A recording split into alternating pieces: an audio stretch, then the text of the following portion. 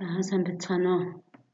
За өнөөдрийн хичээлийн сэдэв маань бордоо хөрсний нэмэлтийн гарал үүсэл тун хэмжээ хэрэглээд эдгээрийг бүртгэлжүүлэх гэсэн ийм сэдэв байгаа. За энэ удаа зөвхөн бүртгэлжүүлэлтийн талаар би ярих болно. За энэ ерөнхий одоо гарал үүсэл тун хэмжээний талаар бол түрүүчийн хичээл дээр ундрах доктор ярьсан байгаа. За миний би ургамал хамгааллын агрономч мэргэжилтэй Итгэл гэж хүн байна. За энэ дэлгэрэнгүй танилцуулгын слайдн дээр байгаа. За бордооны бүртгэлжүүлэлтийн талаар бол тусгайлсан одоо дүрм журам бол манайд байхгүй байгаа. За ерөнхийдөө бол хууль эрх зүйн зохицуулалт маань ургамал хамгаалах химийн бодистойгоо цуг явдаг. За энэ дээр гол одоо хэдэн дүрм хууль дүрм журам маань одоо химийн хорт болон аюултай байцын тухай одоо Монгол улсын хууль байна. За хоёрдугаарт нь энэ байгаль орчин аялал жуулчлалын сайд гадаад хэргийн сайдын хамтарсан тушаалаар батлагдсан химийн хорт болон аюултай бодис экспортлох, импортлох, хил дамжуулан тээвэрлэх болон үйлдвэрлэх худалдах журам гэсэн журам байна. За дараагийн нэг журам нь бол пестицид, химийн бордоо, ахуйн хортон шавж мэрэгч устгалын болон ариутгал халдвар бодисыг турших, ашиглах журам байна. За энэ журмыг бол байгаль орчин аялал жуулчлалын сайд, хүн сүдэн аж ахуй үйлдвэрийн сайд, эрүүл мэндийн сайдын хамтарсан тушаалаар батлагдсан ийм одоо журам байна. За тэгэхээр бол хойшид бол энэ бордооны гарал үүсэл бүртгэлжүүлэлтийн талаар бол тусгайлсан одоо ийм бие даасан эрх зүйн зохицуулалт бол бий болох шаардлагатай гэж ингэж үздэг. За ихэнх бордоо ургамал хамгааллын бодисыг бол биднээс импортоор оруулж ирж байгаа.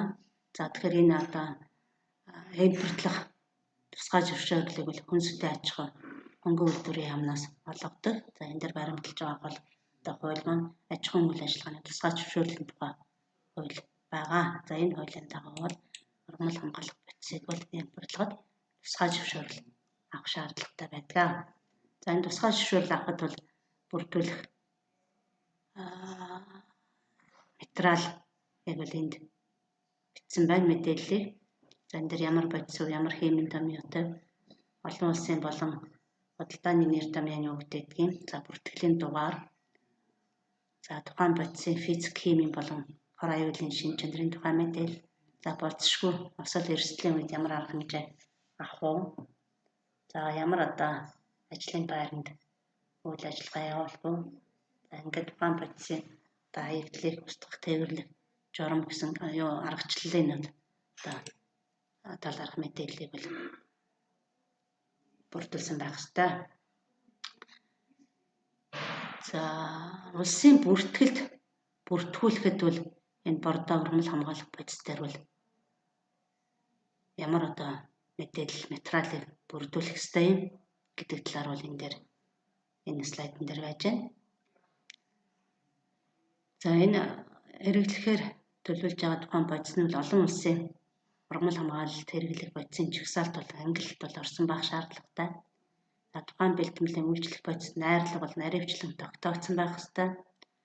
За мөн хэрэглэх тунгийн хязгаар, сөрөг нөлөө үйлчлэлийн чанар нь лабораторийн болон талбайн одоо туршилтаар бол нотлогдсон байх ёстой. За бодисыг үйлдвэрлэх нөхцөл нь олон улсын үйлдвэрлэлийн практик тавигддаг эрүүл ахуйн шаардлагыг хангасан байх ёстой.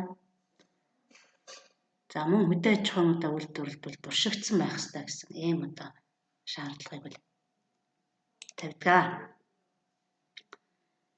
За ургамал хамгаалах бодисыг улсын бүртгэлд бүртгэх энэ ажлыг бол хүн сүдэн аж ахуй хөнгөн үйлдвэрийн яамны дэргэдэх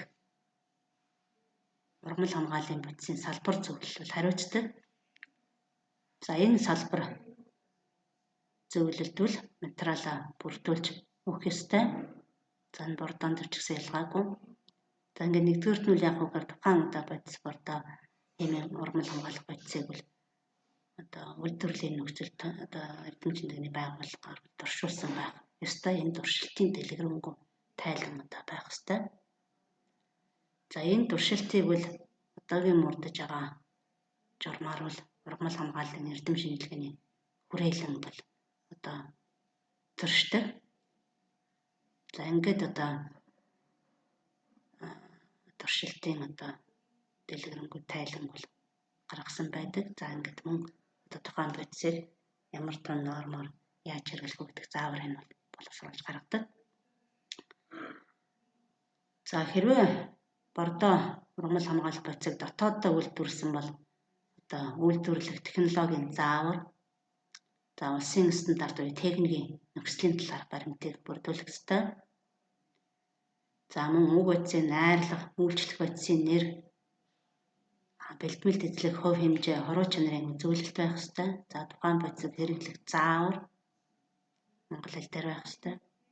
За ингээд одоо ургамал хамгаалалт бодис бордоо улсын бүртгүүлэх тухай өргөдлийг бол одоо өгдгөө.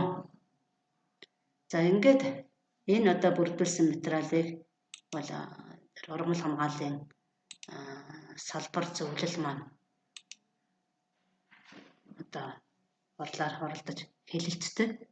За ингээд энэ хурлаас бол одоо дүгнэлт шийдвэр гарна. Одоо энэ бодисыг улсын бүртгэл бүртгэж авъя. Эсвэл одоо бүртгэхэд одоо шаардлага хангахгүй байна гэсэн ийм одоо шийдвэр ялныг гаргана.